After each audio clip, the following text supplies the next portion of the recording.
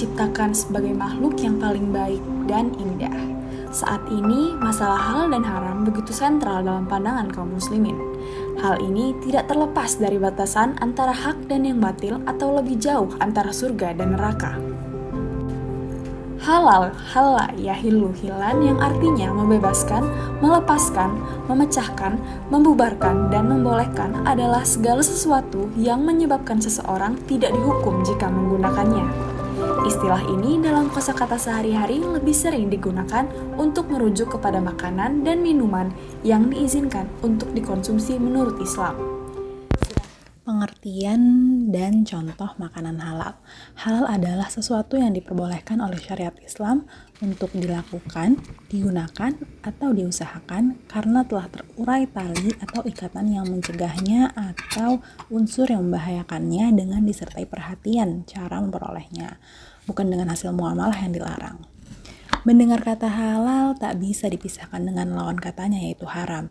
Tujuan pengaturan halal dan haram, ulama menegaskan bahwa hukum Islam diciptakan untuk mewujudkan kemaslahatan manusia di dunia dan di akhirat.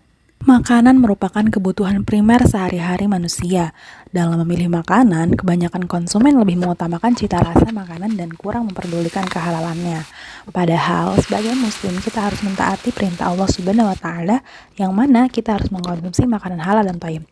Allah Subhanahu wa taala berfirman dalam surat Al-Maidah ayat 88 yang artinya, "Dan makanlah makanan yang halal lagi baik dari apa yang Allah telah rezekikan kepadamu, dan bertakwalah kepada Allah yang kamu beriman kepadanya." Yang kedua, halal cara mendapatkannya. Selain halal zatnya, makanan yang halal harus didapatkan dengan cara yang halal pula. Sesuatu yang halal tetapi cara mendapatkannya tidak sesuai dengan hukum agama akan menjadi haram. Walaupun kita mengonsumsi makanan dari segi zat adalah halal, namun kamu mendapatkannya dengan cara mencuri, menipu, dan lain-lain, maka hal tersebut akan menjadi haram. Yang ketiga, halal proses pengolahannya. Selanjutnya, makanan halal harus diperoleh dengan cara yang halal pula. Cara atau proses pengolahannya juga harus benar. Hewan seperti kambing, ayam, sapi, jika disembelih dengan cara yang tidak sesuai dengan hukum Islam seperti tidak menyebut nama Allah, maka dagingnya akan menjadi haram. Ada juga hewan yang mati karena dipukul, terlempar, terbunuh karena hewan lain, dipersembahkan untuk selain Allah, juga merupakan daging haram.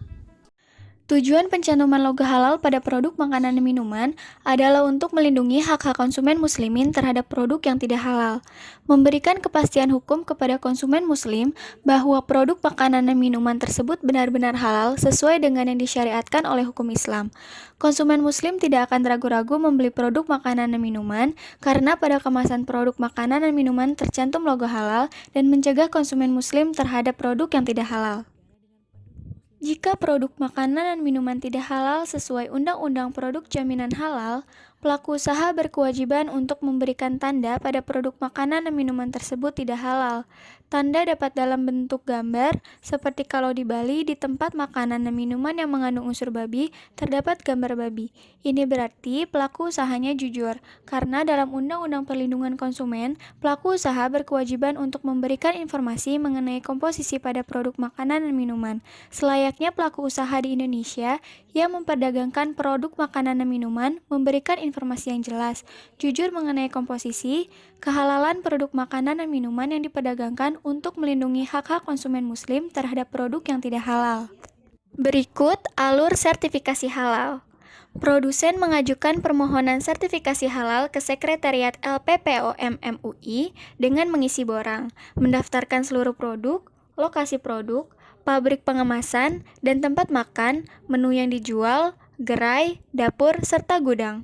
Borang yang sudah diisi beserta dokumen pendukungnya dikembalikan ke sekretariat. LPPOM MUI memeriksa kelengkapannya dan bila belum lengkap, perusahaan harus melengkapi. LPPOM MUI melakukan audit melalui tim auditor, melakukan pemeriksaan atau audit ke lokasi produsen pada saat memproduksi produk. Hasil pemeriksaan atau audit dan hasil laboratorium dievaluasi dalam rapat auditor LPPOM MUI. Hasil audit yang belum memenuhi persyaratan diberitahukan kepada perusahaan. Jika telah memenuhi persyaratan, auditor membuat laporan untuk diajukan kepada Sidang Komisi Fatwa MUI. Sidang Komisi Fatwa MUI dapat menolak laporan hasil audit jika dianggap belum memenuhi semua persyaratan dan hasilnya dikembalikan kepada produsen. Sertifikat halal dikeluarkan oleh Majelis Ulama Indonesia setelah ditetapkan status kehalalannya oleh Komisi Fatwa MUI. Perkembangan pasar industri halal yang setiap tahun berkembang pesat di dunia telah mencuri perhatian pemerintah dan pelaku usaha di banyak negara. Minat masyarakat dunia untuk mengkonsumsi produk halal itu bukan hanya didorong oleh motivasi keyakinan saja, tetapi juga kualitas produk halal yang memang semakin baik dari aspek etika, kesehatan, keamanan, dan keramahan terhadap lingkungan. Khususnya sektor makanan dan minuman halal, saat ini telah menjadi sektor dengan potensi terbesar di Indonesia. Pada tahun 2017, belanja produk makanan dan minuman halal di Indonesia mencapai 170,2 miliar US dollar. Di sisi lain, jumlah usaha mikro, kecil dan menengah atau UMKM sektor real pun meningkat menjadi 62 juta. Dengan demikian, tak heran jika Gross Domestic Product atau GDP Indonesia diproyeksikan masuk 5 besar di dunia dalam beberapa tahun ke depan. Apa sih pentingnya kita sebagai muslim mengkonsumsi makanan halal? Yang pertama, terhindar dari sumber penyakit. Yang kedua, sebagai sumber tenaga. Yang ketiga, menjaga kekhusyuan sholat. Yang keempat, mendatangkan rezeki. Dan yang kelima, mendapatkan ridha Allah Subhanahu wa Ta'ala. Untuk itu, sebagai bagian dari kaum muslimin, alangkah baiknya jika kita dapat memilah antara hak dan yang batil dengan mampu menyaring zat-zat bukan hanya soal makanan, tetapi secara keseluruhan yang pantas untuk diserap oleh tubuh kita demi kebaikan hidup kita bersama.